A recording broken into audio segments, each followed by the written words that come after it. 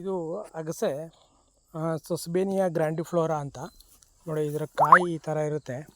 ಇದು ಏನು ಮಾಡುತ್ತೆ, ಇದು ಕುರಿ ಮೇಕೆ ಹಸುಗಳಿಗೆಲ್ಲ ಒಳ್ಳೆ ಫೋಡರು, ಪ್ರೋಟೀನ್ ಯುಕ್ತ ಇರುತ್ತೆ. ತೋಟದಲ್ಲೂ ಇರಬೇಕು. ತೋಟದಲ್ಲಿದ್ದರೆ ಏನು ಅಂದರೆ ಉಪಯೋಗ, ತೋಟಕ್ಕೆ ಒಳ್ಳೆ ನೈಟ್ರೋಜನ್ ಫಿಕ್ಸೇಷನ್ ಆಗುತ್ತೆ, ಗೊಬ್ಬರ ಆಗುತ್ತೆ. ಮತ್ತು ನಮಗೇನು ಉಪಯೋಗ, ಇದು ಇವಾಗ ಸೀಸನ್ನು ನೋಡಿ. ಈ ಫ್ಲವರ್ನ ಒಬ್ಬರು ಎರಡು ಅಂತ ಯಾವುದಾದ್ರೂ ಪಲ್ಯಕ್ಕೆ ಅಥವಾ ಸಾಂಬಾರಿಗೆ ಹಾಕ್ಕೊಂಡು ತಿಂದರೆ ಹೊಟ್ಟೆ ಒಳಗಿರೋ ವರ್ಮ್ಸ್ ಎಲ್ಲ ಸತ್ತೋಗುತ್ತೆ.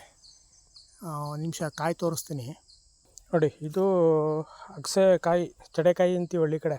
ಇದನ್ನು ತಿನ್ನಬೇಕು, ಇವಾಗ ಸೀಸನ್ನು.